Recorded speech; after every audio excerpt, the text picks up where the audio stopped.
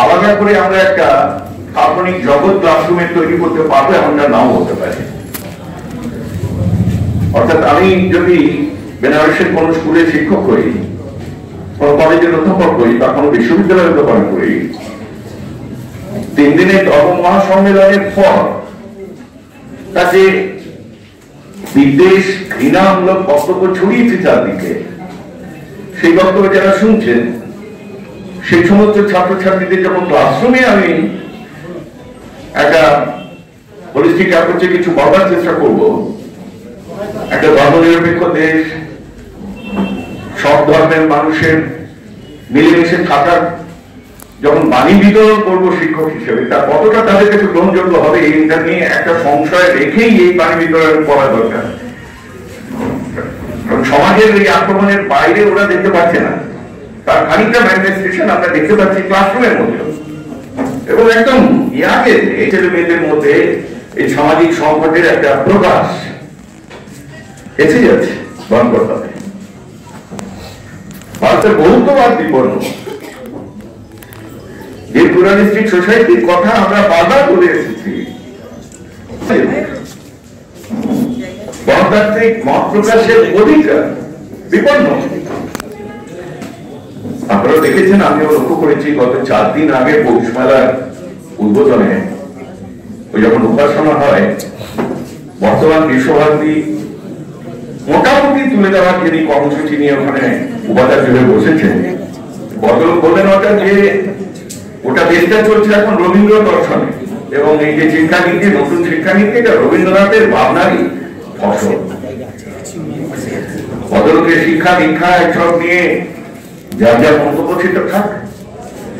সত্যি কি রবীন্দ্রনাথের উত্তরসূরি হিসাবে আমরা এই মুহূর্তে এই ভদ্রলোকের কথাগুলোকে মেলাতে পারছি? আদতেও আবার চলে যাই ওই রবীন্দ্রের কবিতা। আমার এখানে এসে বসে মনে হলো যে অন্য কোথাও তাকে শুধু ওই কবিতার লাইনগুলো বারবার আপনাদের স্মরণ করিয়ে দেওয়া। চিত্ত যেটা ভয় শূন্য, উচ্চ যেটা শীত, জ্ঞান যেটা মুক্ত, যেটা গৃহের প্রাচীর আপন প্রাণবন তলে দিবস সর্বদিন আপনারে রাখে নাই খণ্ড ক্ষুদ্র করি। সত্যি চিত্ত ভয়শূন্য করে উচ্চ শীত নিয়ে ঘোরার সুযোগ আছে এখন? ঘুরে দেখুন। 124-এর এ প্রযোজ্য হবে আপনার ক্ষেত্রে যদি আপনি মাথা সোজা রাখেন। খুব বেশিরও কথা বলে স্ট্যান্ডসামির পরিণতি হবে, বিনা বিচারে জেলের মধ্যে হবে, বাগানের পরিণতি হবে, ওমর খালিদের পরিণতি হবে, ডাক্তার কাফেল খানের পরিণতি হবে। এই পরিণতিগুলো কোনোটা আমাদের কাছে আছে না। মত প্রকাশের অধিকারকে বিপন্ন এখন।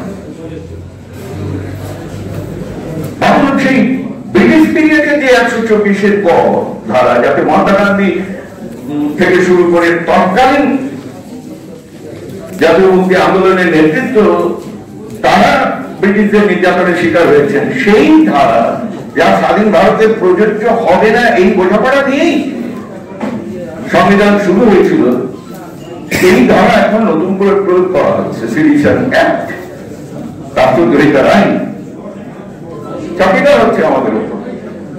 তার কি পরিণতি হচ্ছে দেখছেন আপনারা চারদিকে। আমরা শিক্ষক সমাজ কি ভয়ে কুকড়ে যাব? নির্ভয়ে আঘাতের ঝুঁকি নেব না? যা যা হচ্ছে হোক, আমার ওইসব ঝামেলার মধ্যে গিয়ে লাভ নেই, তাই বলবো না। ওটা কোভিড পর্যায়ের মধ্যে আমরা আছি, এখনো আছি। একটু আগে তখনকার সঙ্গে কথা হচ্ছিল যে অমিক্রনের পর আবার কি হবে কেউ জানি না আমরা। এখন তো একটা জিনিস ক্রমশ পরিষ্কার হচ্ছে যে গোটা ভাইরাসের যে অতিমারি, তা আমাদের দেশে ক্ষুধার অতিমারি, বৈষম্যের অতিমারি, সামগ্রিকভাবে দারিদ্রের অতিমারি একটা কারণ হয়ে দাঁড়িয়েছে। একই সাথে বাজার নিয়ন্ত্রণ করতে বোঝাও যাচ্ছে না পরে কোন ভাইরাস আসবে। কারণ দেখেন, একটা ভাইরাস আসা মাত্র 1.5 সপ্তাহের মধ্যে একটা ওই অ্যান্টিডোটের বিজ্ঞাপন এসে যাচ্ছে যে এইটা ব্যবহার করলে, এই অমিক্রনের ক্ষেত্রে এসে গেছে। একটা ফার্মাসিউটিক্যাল ইন্ডাস্ট্রি তারা অলরেডি দাবি করেছে তাদের ওই এটা টিকাটা আবার নতুন করে নিলে এই অমিক্রণের বিপদ থেকে রক্ষা হবে। আপনি যেই মাত্র সেই টিকাটা নেবেন, তারপরে আবার একটা নতুন ভাইরাসের নাম শুনবেন, তখন আবার অপেক্ষা করতে হবে আরেকটা বিজ্ঞাপনের জন্য। বাজার নিয়ন্ত্রণ করছে এখন, যা দারিদ্রের অতিমারির কারণ, যা বৈষম্যের অতিমারির কারণ। না হলে ভাবুন, এই সময় একটা বড় অংশে 90% মানুষের আয় কমছে, সম্পদ কমছে, সমস্ত কিছু। আরেকটা আমার দেশেরই এক পরিবার এই সময় প্রায় 600 কোটি টাকার বেশি খরচ করে 300 একরেরও বেশি লন্ডনের বিলাসবহুল রিসর্ট কিনেছে আমারই পরিবার। কোথায় পেয়েছে এই সম্পদ? বুঝতে অসুবিধা। দেখেন, গোটা কোভিড ক্রাইসিস কমেট করার ক্ষেত্রে ইউরোপিয়ান কান্ট্রিগুলো, ডেভেলপ কান্ট্রিগুলো, তারা যখন ধনতান্ত্রিক ব্যবস্থার মধ্যে থেকেই অত্যাবশ্যকীয় পরিষেবাগুলোকে রাষ্ট্রের নিয়ন্ত্রণে আনছে যাতে মানুষের পরিষেবা দেওয়ার ক্ষেত্রে কোনো ঘাটতি না হয়, সেই সময় আমাদের দেশে এক ধরনের লুট চলছে। এক ধরনের লুট। এই সময় মনিটাইজেশন পাইপলাইন পরিকল্পনা, টোটাল সমস্ত রাষ্ট্রীয় সম্পদ বিক্রির জায়গা। এই সময় যখন ক্যাম্পাস বন্ধ, যখন শিক্ষক মশাইরা, ছাত্ররা তাদের মধ্যে কথোপকথনের সুযোগ পাচ্ছেন না, সেই সময় শিক্ষানীতি চালু তাদের সাথে বুঝতে তো আমাদের অসুবিধা হয় না। তারা দাবি করছেন এই শিক্ষানীতি চালু আগে আলোচনা হয়েছে। ব্যাপক কোথায় আলোচনা হয়েছে? কোথায় আলোচনা হয়েছে? আমরা মত প্রকাশের সুযোগ পেয়েছি নাকি? পাইনি। তাদের নিজেদের ব্যক্তির মধ্যে এই মত প্রকাশের জায়গা রেখেছিলেন যাতে নিশ্চিত করে একদিকে কর্পোরেট, আরেকদিকে হিন্দুত্ব, দুটো জায়গাকে নিশ্চিত করে এই শিক্ষানীতি টোটাল ঢাঁচাটা তৈরি করা যায়। তাই হয়েছে। আমাদের আগে শিক্ষার সংকট এই শিক্ষানীতি চালুর আগে ছিল না, ছিল একটা ধারাবাহিক প্রক্রিয়া, যেটা আমি শুরুতেই বলেছি। এই যে উদার অর্থনীতি, ও যত বাজারে ঢুকতে চাইবে প্রাইভেট ইনভেস্টার, এটা তো প্রাইভেট ইনিশিয়েটর না, বেসরকারি উদ্যোগ না, বেসরকারি বিনিয়োগ। বেসরকারি উদ্যোগ হলে সমস্যা ছিল না। আমি যে কলেজে দীর্ঘদিন শিক্ষকতা করেছি, রাজা ব্যারিমোহনের, জয়কৃষ্ণের সম্পত্তি তাদের উদ্যোগে তৈরি, কোনো সমস্যা হয়নি। কিন্তু আজকে যাদের দেখি, তারা তো দেশের বেসরকারি বিনিয়োগ, তাদের তো মূল লক্ষ্য মুনাফা, এবং এই বাড়তি মুনাফার তাগিদে যেভাবে দৌড়চ্ছে, এর একটা শর্ত তৈরি করেছে যে সরকারি এবং সরকার পোষিত শিক্ষা প্রতিষ্ঠানগুলোকে কত তাড়াতাড়ি আস্থাহীন করে তোলা যায় মানুষের কাছে। কারণ সরকারি শিক্ষা প্রতিষ্ঠান আস্থাহীন না হলে গ্রামে গঞ্জের একদম অটপাড়াগায়ও ওই জি থেকে শুরু করে দিল্লি পাবলিক স্কুল থেকে শুরু করে ওই সমস্ত স্কুলগুলো গড়ে উঠবে না। ওটা গড়ে ওঠার শর্ত হচ্ছে পাবলিক ফান্ডেড ইনস্টিটিউশন গুলো 12টা বাজে হওয়া নেই, সেগুলোর প্রতি অনাস্থা তৈরি করো। তাই হচ্ছে, দেখুন আপনারা নিজেরাই দেখুন, লক্ষ্য করে ওই অনাস্থা তৈরি করার প্রক্রিয়া মহামান চলছে। এখন সেটা বেড়েছে, ভয়ঙ্করভাবে বেড়েছে এই অনাস্থা তৈরি করার প্রক্রিয়া। যে কারণে দেখবেন, এবারে শিক্ষানীতিতে লক্ষ্য করেছেন কিনা জানি না আপনারা, সরকারি এবং বেসরকারি শিক্ষা প্রতিষ্ঠানকে প্রায় সমমানে রাখা হয়েছে। এই দুটো কারণ কিন্তু আপনাদের কাছে আবারও বলছি, জ্ঞান বিতরণ করছি, ভাববেন না, শুধু আমার ভাবনাগুলো আপনাদের সঙ্গে শেয়ার করে নিচ্ছি তাড়াতাড়ি। কারণ বেসরকারি প্রতিষ্ঠানের মুভমেন্ট দেশের ভেতরে বাধাহীন ভাবে যাতে হয়, যে কারণে আমাদের দেশের স্বাধীনতা উত্তরকালে যে রেগুলেটরি সিস্টেম গুলো ছিল, নিয়ন্ত্রণের ব্যবস্থাগুলো, সেগুলো ক্রমশ তুলে দিয়েছে, হয় তুলে দিয়েছে অথবা ডাইলুট করে দিয়েছে, যাতে কোনো রকম নিয়ন্ত্রণের মুখে ওরা না করতে হয়। দ্বিতীয় আরেকটা ব্যাপার আছে যেটা আরো ভয়ঙ্কর, সেটা হচ্ছে এই বেসরকারি শিক্ষা প্রতিষ্ঠানকে সমমান সম্পন্ন করবার এই ঘোষণার পেছনে আছে সংঘ পরিবার পরিচালিত সরস্বতী বিদ্যা মন্দির, বিদ্যা ভারতী সমেত ওই যে ফিলান্থ্রপিক ইনস্টিটিউশন তথাকথিত, যাদের লক্ষ্য কি আপনাদের কাছে বলে বোঝানোর অপেক্ষা রাখে না, তাদেরকে লিগালাইজ করা আগামী দিনের সরকারি হিসেবে। যেখানে যেখানে ইতিমধ্যেই বর্তমান শাসক দল কেন্দ্রে যারা আছেন, রাজ্যে শাসন করেছেন, যদি খোঁজেন দেখবেন রাজস্থানে, মধ্যপ্রদেশে, উত্তরপ্রদেশে স্কুল শিক্ষকদের ট্রেনিং এর জন্য সংঘ প্রচারকদের আলাদা করে নিযুক্ত করা হয়েছে সরকারিভাবে, কিন্তু সরকার জারি করেছে যে আপনাদের ট্রেনিং দিতে হবে পড়ানোর জন্য। সংঘ প্রচারকরা বলবেন আপনারা কিভাবে পড়াবেন। এখানে কৃষ্ণপ্রসন্ন ভট্টাচার্য বা উৎপল রায় বা বেঁচে থাকলে সত্যপ্রিয় রায় কিংবা অনিলা দেবীদের সুযোগ হতো না। এটাই হচ্ছে বর্তমান কালের নির্মম বাস্তব। নির্মম বাস্তব লেখা আছে না, যেটা তুচ্ছ আচারের মরুবালু রাশি,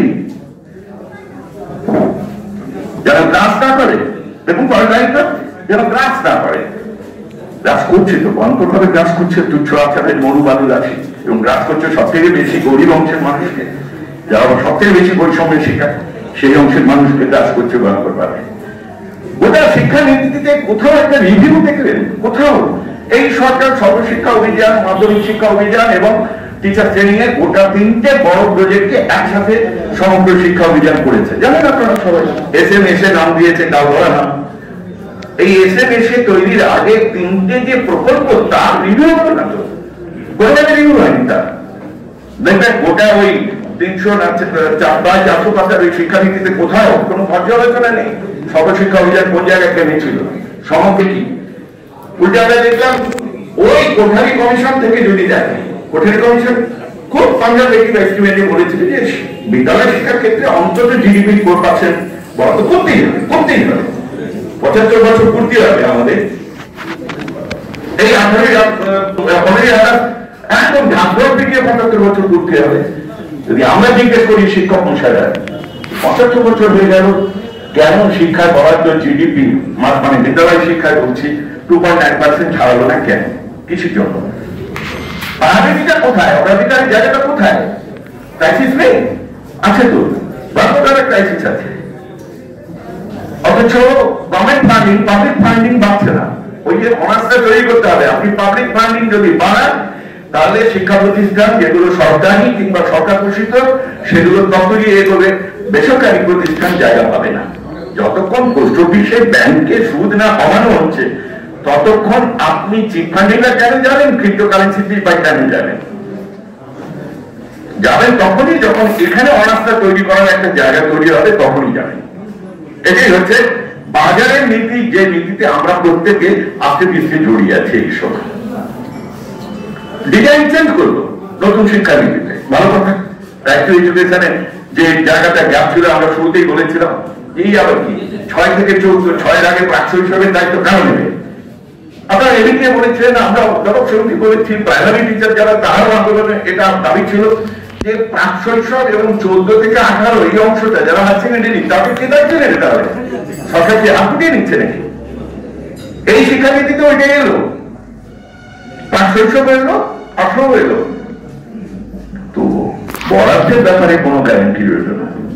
দেখেন আপনারা গোটা শিক্ষানীতিতে রাইট টু এডুকেশনে 6 থেকে 14 যেটা বলা হয়েছিল, অর্থনীতিবিদরা বলেছিলেন ঠিক আছে এটাই করবে, এটা করো, এর জন্য বরাদ্দ অন্তত 1,40,000 কোটি টাকা দাও, যাতে ভালো ভালো কথা যেগুলো বলেছে রাইট টু এডুকেশনে অনেকগুলো ভালো ভালো কথা ছিল সেগুলো কার্যকর হবে।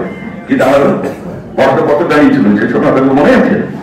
65,000 কোটি টাকা, যেখানে দাবি ছিল 1,40,000 কোটি টাকা, বরাদ্দ হয়ে দাঁড়ালো 65,000 কোটি টাকা। আর সমগ্র শিক্ষা অভিযানে এই 20-21 বাজেট বরাদ্দে যেখানে দাবি উঠলো যে অন্তত 46 থেকে 47,000 কোটি টাকা লাগবেই, না হলে একে 3টে প্রমাণ করে একটা জায়গা বানিয়ে দিয়েছে, একে কার্যকর করা যাবে না। আলটিমেটলি যদি আপনারা তথ্যই যে সমস্ত স্মার্টফোন নিয়ে পকেটে রেখেছেন সেখানে দেখবেন বাজেটারি এস্টিমেট ফর SMS এ পেয়ে যাবেন, দেখবেন সব মিলিয়ে হিসেবটা ওই আমি যদি খুব বলা করি 38,000 কোটি টাকা একটু, অর্থাৎ একটা সমস্যা থেকেই যাচ্ছে। রাইট টু এডুকেশনে 75,000 কোটি টাকা কম বরাদ্দ হলো, SMS এতে সমগ্র শিক্ষা অভিযানে 9,000 কোটি টাকারও বেশি কম বরাদ্দ হলো। এই যে কম বরাদ্দ হওয়া, এটা সমস্যার পুঁজি ভবনের জায়গাটাকে বাড়াতেই থাকলো। কিউমুলেশন অফ প্রবলেমস, কিউমুলেশন অফ অ্যাসেটস না, কিউমুলেশন অফ প্রবলেমস, যে প্রবলেমটা শিক্ষা ক্ষেত্রে একটা ভয়ঙ্কর জায়গা তৈরি করছে। আর্লি চাইল্ডহুড এডুকেশনে কাদের দায়িত্ব দিয়েছে দেখেছেন আপনারা? অঙ্গনওয়াড়ি কর্মীদের, ICDS কর্মীদের একটু খোঁজ নিয়ে দেখুন তো আপনারা। 13,70,000-এর মতো আমাদের দেশে এই অঙ্গনওয়াড়ি ICDS কর্মী, কি অবস্থা তাদের? তাদের জীবনমান উন্নয়নের প্রশ্নে সরকার বারবার দাবি করা সত্ত্বেও ভাবলো না, অথচ তাদের উপর দায়িত্ব থাকছে আর্লি চাইল্ডহুড এডুকেশনে, তারাই মূল ভূমিকা পালন করবে। অঙ্গনওয়াড়ি কেন্দ্রগুলির কি হাল, আর যারা অঙ্গনওয়াড়ি কেন্দ্রের পরিচালক তাদের কি হাল? তারা ন্যূনতম জীবন মানের ধারণের জন্য যে মর্যাদা একটা পারিশ্রমিক পাওয়া, সেই জায়গাও জানি সরকার এই ব্যাপারে কোনো গ্যারান্টি দেয়নি। কিন্তু শুধু বলে খালাস যে ওই আর্লি চাইল্ডহুড এডুকেশন ওইটা দিয়ে দেওয়া হবে ICDS কর্মীদের, তারা কি হবে তাতে? কি হবে তাতে? আসলে প্রবলেমটাকে দিয়ে রাখা হলো। বড় বড় আর্লি চাইল্ডহুড এডুকেশন রাখা দরকার। এইবারে আপনি দেখলেন যে না ওই আইসিডিএস কেন্দ্রে ছেলেকে পাঠাবো না, একটা বিপিএস আপনার কাছে আছে, কেজি 1, 1 কেজি 2 কেজি নার্সারি সব ভাগ আছে, খোঁজ নিয়ে দেখে এই সব আমি বিপিএস বাবার নাম এসে যাচ্ছে। এই যে নার্সারি 1 কেজি 2 কেজি এই 3টে বছরে যদি আপনার বাড়ির বাচ্চাটাকে পাঠান, কম করে 3 থেকে 3.5 লাখ টাকা হচ্ছে প্রাথমিক বরাদ্দ। তারপরে বাকিটা কে বলেছেন? আমরা যারা এখানে বসে আছি, আমার এই গ্রুপ যারা 60+ বা আমার নিচে যারা, তারা একটু নিজেরা ভেবে দেখুন আমাদের আর্লি চাইল্ডহুড এডুকেশনের অভিজ্ঞতার সঙ্গে আজকে আপনার বাড়ির বাচ্চাটার এই আর্লি চাইল্ডহুড এডুকেশনকে মেলাতে পারছেন কিনা। কারা এই সংকটজনক পরিস্থিতির জন্য দায়ী? ন্যাশনাল কারিকুলাম ফ্রেমওয়ার্ক শুনেছেন আপনারা? নতুন শিক্ষানীতিতে বলেছেন সর্বভারতে অভিন্ন সিলেবাস তৈরি। আর এক বিপজ্জনক জায়গা, ওই হিন্দুত্বের 20 পাঠ্যক্রমের মধ্যে ঢোকানোর চেষ্টা। এটা নতুন নয়, কিন্তু একটু পুরোনোদের মনে থাকবে মুরলী মনোহর যোশী যখন মন্ত্রী তখন এই ন্যাশনাল কারিকুলাম ফ্রেমওয়ার্ক তৈরি করেছিলেন এবং লক্ষ্য ছিল তখন অভিন্ন পাঠ্যক্রম তৈরি করা। তাদের দায়িত্ব দিয়েছিলেন 2005-এ 2005-এ না 2003-4 এই ন্যাশনাল কারিকুলাম ফ্রেমওয়ার্ক তৈরি হয়েছিল। কাদের দায়িত্ব দিয়েছিলেন? সমস্ত সংঘপ্রচারকদের, যার নেতৃত্বে ছিলেন দীননাথ বাটরা। নাম শুনেছেন আপনারা? এই দীননাথ বাটরা তৈরি করা টেক্সট এখন রাজস্থানে পড়ানো হতো, এই বর্তমান সরকারের আগের সরকারে। এখন উত্তরপ্রদেশ মধ্যপ্রদেশে দীননাথ বাটরা টেক্সট বুক তৈরি পড়ানো হয়, যে টেক্সট বুকে ওই সমস্ত ইতিহাসের বিকৃতি, ভয়ঙ্কর রকম ওই তুচ্ছ আচারের মরুবালু রাশি। সে কত দিন আগে দেখে গেছেন রবীন্দ্রনাথ, যা লিখে রেখেছেন আপনারা এখানে, তুচ্ছ আচারের মরুবালু রাশিতে একদম ডুবে মরার অবস্থা বর্তমান প্রজন্মের ছাত্রছাত্রীদের। তারা কোনোভাবেই একটা সুস্থ মননের জায়গায় যেতে পারবে না, এমন একটা পাঠ্যসূচির মধ্যে তাদেরকে ঢুকিয়ে দেওয়ার চেষ্টা চলছে। আমাদের বিরোধিতা করতেই হবে ন্যাশনাল কারিকুলাম ফ্রেমওয়ার্কের নামে এই যে সংঘ পরিবারের আক্রমণ স্কুল পাঠ্যসূচি তৈরি করার ব্যাপারে। সমস্ত রাজ্যগুলোতে নিজস্ব বোর্ড আছে, নিজস্ব কাউন্সিল আছে। হ্যাঁ, আমাদের এখানে হতভাগা একটা রাজ্য যেখানে বোর্ড কাউন্সিলের ডেমোক্রেটিক গভর্নেন্স ভালো লাগিয়ে দিয়েছে। তার মানে বোর্ড কাউন্সিল দরকার নেই, এটা বলার কোনো বিষয় নেই। একে ভালো করতে হবে, ডেমোক্রেটিক গভর্নেন্স ফিরিয়ে আনতে হবে, এটার মধ্যে দাবি হতে পারে। সারা ভারতে এক পরীক্ষা ব্যবস্থা, তারা দাবি করছেন এটাই নাকি বিজ্ঞান, এতে ছাত্রছাত্রীদের মধ্যে পরীক্ষা ভীতি কমবে। আমরা শিক্ষকের কি মনে করছি? পরীক্ষা ভীতি বাড়বে, আরো বেশি পরীক্ষা ভীতি বাড়বে এবং চারপাশে ব্যাঙের ছাতার মতো গজিয়ে উঠবে আরো কিছু ওই মাল্টিপল চয়েস কোশ্চেন মুখস্থ করানোর জন্য coaching centre, MCQ coaching centre. বুঝছো? দেখেন আপনারা বড় হচ্ছে চারদিকে একটা ভয়ঙ্কর চলছে এখন। ম্যাসিভ ওপেন অনলাইন কোর্সেস আমাদের দেশে এই প্রথাগত শিক্ষা ব্যবস্থার বিকল্প হিসেবে শুরু করিয়ে দেওয়া এবং এটাকেই প্রধান শিক্ষা ব্যবস্থা হিসেবে চালু করা, অনলাইন শিক্ষা ব্যবস্থা। এর পেছনেও আছে বাজার, খেয়াল রাখবেন। আমি আপনাদের বলছি, খোঁজ নিয়ে দেখবেন। শুধু বাইজুস না, বাইজু বিজ্ঞাপন তো দেখে দেখে আপনাদের মাথা ভার হয়ে গেছে। শুধু বাইজু না, বাইজু, এডুকম সলিউশন, এডুকার্ট, আকাশ, এইসব বলে যাচ্ছেন, আপনারাই জানেন 40টা বেশি। এবং আপনারা সব থেকে বিপজ্জনক খবরটা, যেটা হয়তো কেউ জেনেছেন আর না হলে জেনে রাখুন, এই যে লিডিং 12 ই-লার্নিং কোম্পানি, বেশিরভাগই মাল্টিন্যাশনাল, এদের টার্গেট হচ্ছে 2022 সালে আমাদের দেশে 40,000 কোটি টাকার ব্যবসা করবে ওরা। আমরা কোথায় যাবো? আমরা কোথায় যাবো? বিদ্যালয় শিক্ষকরা, কলেজ শিক্ষকরা কোথায় যাবো? এটা মেনে নেবো যে না, শ্রেণীকক্ষের লেখাপড়ার সিস্টেমটা দেখেছে, এখন এই সব চলে যেতে হবে? এখানে চলে যাবো আমরা ওই জায়গায়? আমরা লক্ষ্য করছি না 19 সালের ডেটা বলছে যে গ্রাম ভারতে 4%-এর বেশি ইন্টারনেট অ্যাক্সেস নেই, শহরে 30% একটু বেশি, গোয়া দেখা যাচ্ছে 24% বেশি ভারতে ইন্টারনেট অ্যাক্সেস নেই। অথচ আমি ই-লার্নিংটাকে মূল শিক্ষা ব্যবস্থা হিসেবে জারি করে দিচ্ছি। তার মানে আমি প্রকারান্তরে একটা ভয়ঙ্কর রকম বৈষম্যের জায়গা তৈরি করছি, যে বৈষম্যটার নতুন নামকরণ হয়েছে ডিজিটাল ডিভাইড। এই ডিজিটাল বৈষম্য একটা ভয়ঙ্কর জায়গা তৈরি করছে, ভয়ঙ্কর। কোথায় যাবে ছেলেগুলো? আমাদের এখানে মাধ্যমিক ওই দেওয়া হয়েছে, ওই যে স্মার্টফোন দেওয়া হয়েছে, আপনারাই দিয়েছেন ছাত্রছাত্রীদের সরকারি সিদ্ধান্ত অনুযায়ী। সরকারি সিদ্ধান্তকে স্বাগত জানাচ্ছে, ঠিক আছে, দেওয়া হলো।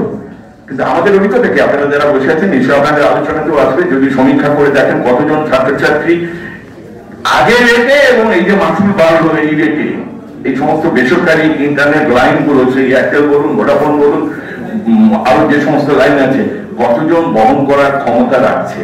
কতজন বাবা মা বহন করার ক্ষমতা রাখছেন? বিশেষ করে কোভিড পর্যায়ে যাদের হয় চাকরি চলে গেছে, আয় কমে গেছে, তারা এই ডিজিটাল ডিভাইস থেকে তাদের ছেলেমেয়েদের বাঁচাবেন কিভাবে? ভয়ঙ্কর একটা অবস্থা। অথচ ই লার্নিং তার উপরই জোর দেয়। ই লার্নিং কখনো বিকল্প বা প্রধান শিক্ষার দানের মাধ্যম হতে পারে না। আমরা যেটা মনে করি, ই লার্নিং হওয়া উচিত সহায়ক ব্যবস্থা, মূল ব্যবস্থা সহায়ক। আমরা উন্নত প্রযুক্তির কেউ বিরোধী না, মূল ব্যবস্থা সহায়ক হোক ই লার্নিং, এটাই হচ্ছে দাবি। আমি শিক্ষা নীতির অন্যান্য বিষয় আপনাদের আলোচনার মধ্যে এসে আপনারা নিজেরাও বলবেন।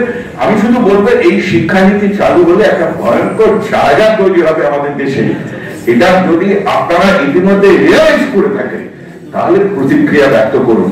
যদি সংঘবদ্ধ আন্দোলনের মধ্যে দিয়ে শিক্ষানীতিকে আমরা আটকাতে না পারি, ভয়ঙ্কর রকম বিপদের মুখে আমরা পড়বো যারা এডুকেশন সেক্টরে ডাইরেক্ট কম্পোনেন্ট, আমরা যারা direct stake holder, major stake, আমরা পড়ে যাবো বিপদে।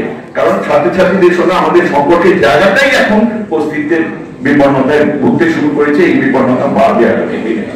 আমি শিক্ষানীতির প্রসঙ্গে আর যাবো না, আমি যেহেতু সময় খুব কম, আমি বিপন্ন জায়গায় কোভিড এর সময় হয়েছে যেগুলো নিয়ে আমি সামান্য কিছু লেখালেখি দু একটা জায়গায় পড়েছি, আপনারা দেখার সুযোগ হয়তো কারো কারো হয়েছে। আমি ওই দু একটা জায়গায় একটু আপনাদের বিবেচনার জন্য পেশ করছি।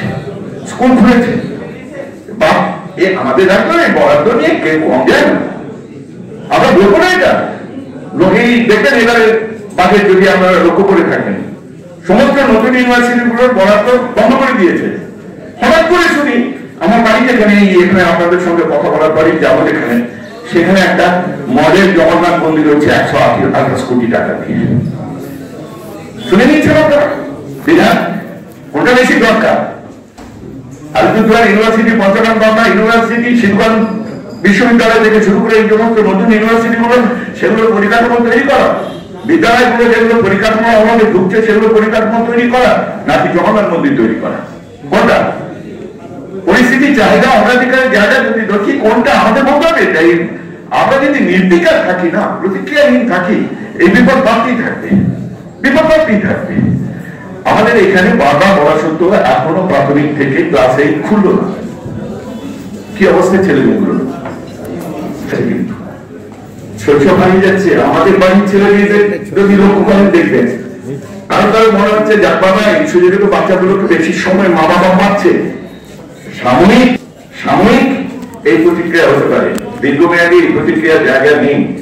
বাচ্চাগুলো মেন্টাল ডিজিজের শিকার হচ্ছে, এটা আমার কথা না।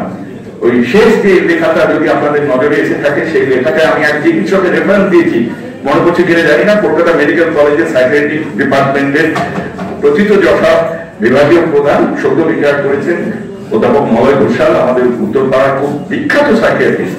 আমি তার সঙ্গে কথা বলেছিলাম যে স্যার এই সময় এই স্কুল চিলড্রেন পেয়েছেন কেমন আপনার? বললো ব্যাপক, এত স্ট্রেস শুনে নিতে পারছেন। সমস্যাটা কোন জায়গায়? বলছে পরিবার, পরিজন, প্রিয়জন, চারপাশে এত মৃত্যু ওদের মেন্টাল স্ট্রেসটাকে বাড়িয়ে দিয়েছে ভয়ঙ্কর ভাবে। ওরা শৈশব হারিয়েছে, বন্ধুগুলোর সঙ্গে কথা বলার সুযোগ পাচ্ছে না, খেলা মাঠে দুষ্টুমি করতে পারছে না, স্কুল ভেতরে ক্লাসরুমের ভেতরে বন্ধুর যেখানে বসে সেখানে চুইংগাম আটকে দিতে পারছে না।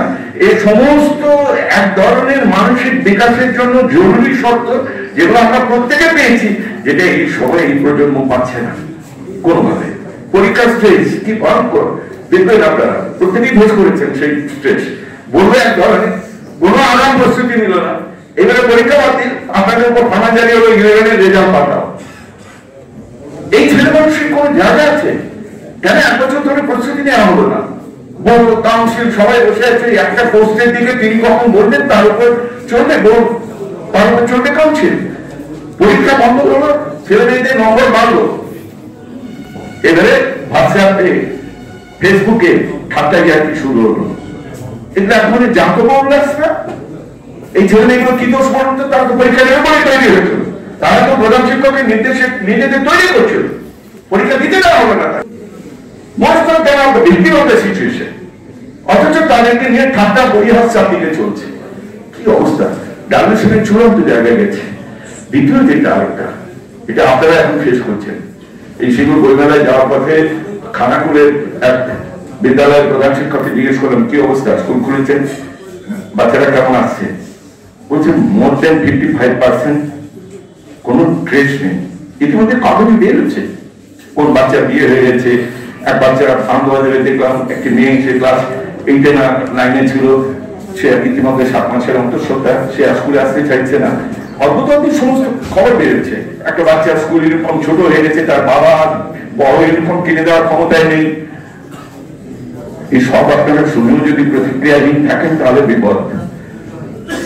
আমরা কি এই ড্রপ আউটটাকে ভবিতব্য ধরে নেব, নাকি এদেরকে ফেরানোর জন্য সরকারি সার্কুলারে অপেক্ষা করবো, নাকি এর কোনোটাতেই ভবিতব্য ধরবো না, সরকারি সার্কুলারে অপেক্ষা করবো না। সমিতির নেতৃত্বে এই কোভিডের পরিস্থিতির শিকার হয়ে যে পরিবারের ছেলে মেয়েগুলো বিদ্যালয়ে আসা বন্ধ করেছে, তাদেরকে ধরে ধরে পরিবারে কাউন্সিলিং করে কথা বলে শিক্ষক ইতিমধ্যে এটা শুরু হয়েছে।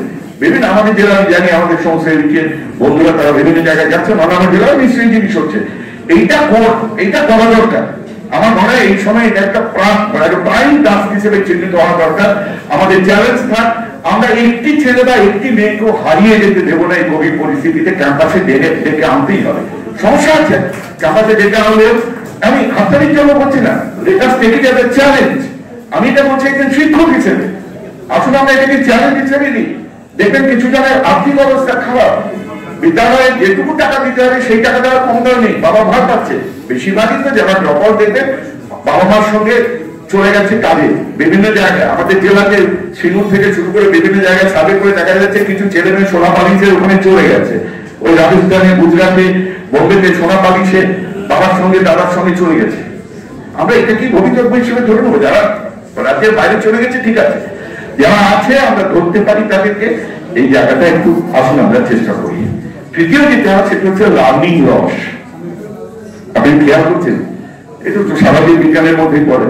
ধরুন 2019-এ 2020-তে যাদের নামটা পড়ার কথা, যাদের যোগ্য গুণ বা শেখার কথা, তারা 2021-এ এসে যখন পাটিগণিতের কেশবরাগে ঢুকছে, ওই জায়গাটা যদি না হয়ে থাকে, ওই গ্যাপটা কিন্তু কিউমুলেশনের জায়গায় যাবে। আপনি যতই প্রেজেন্ট লার্নিং এর জায়গায় যান, ওর যে ব্যাকলগ লার্নিং, সেই লার্নিং ক্লিয়ার না হওয়া পর্যন্ত ও প্রেজেন্ট লার্নিং এর করতে পারবে না।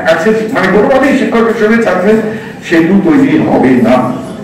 কিছু বিষয় আছে যেখানে এটা দরকার নেই। অর্থাৎ ক্লাস 8-এ যদি রবীন্দ্রনাথের কবিতা না পড়ে ক্লাস 9-এ সে সুবিধা রায়ের কবিতা পড়ে, অসুবিধে নেই। সে সত্যেন্দ্রনাথ দত্তের কবিতা পড়ে, অসুবিধে নেই। কিন্তু ওর বেসিক জায়গাটা যেটা, মানে আমি কমার্সের টিচার ছিলাম, এখন যা বুক কিপিং এর গোল্ডেন রুল শেখার কথা, ওই সময়টা লকডাউন, এবারে আমি তাকে শেখাচ্ছি ট্রায়াল ব্যালেন্স এবং ফাইনাল অ্যাকাউন্ট। ওটা আগে গোল্ডেন রুলসটা ধরাতে হবে, না হলে সে ফাইনাল অ্যাকাউন্ট কিছুতেই কাজ করতে পারবে না। লার্নিং গ্যাপ হয়ে গেছে। বিজ্ঞানীরা বলছেন সমীক্ষা করে যে এই সময় লার্নিং গ্যাপ এমন একটা পর্যায়ে গেছে, প্রাইমারি স্টেজে বাক্য গঠন করবার জায়গাটাও ভুলে গেছে। বাক্য গঠন করবার জায়গা ভুলে গেছে। নাম্বার 21-এর পর কি 22 ভুলে গেছে। নাম্বার চেনার জায়গাটা ভুলে গেছে। এই যে ভুলে যাওয়াটাকে আমরা ভবিতব্য ধরে নেব, নাকি লার্নিং গ্যাপ মেটানোর জায়গাটা আমাদের বার করার পরিস্থিতি আনতেই হবে? যেভাবে আমার মনে হয় এই বিষয়গুলো একটু আলোচনার মধ্যে আসা দরকার।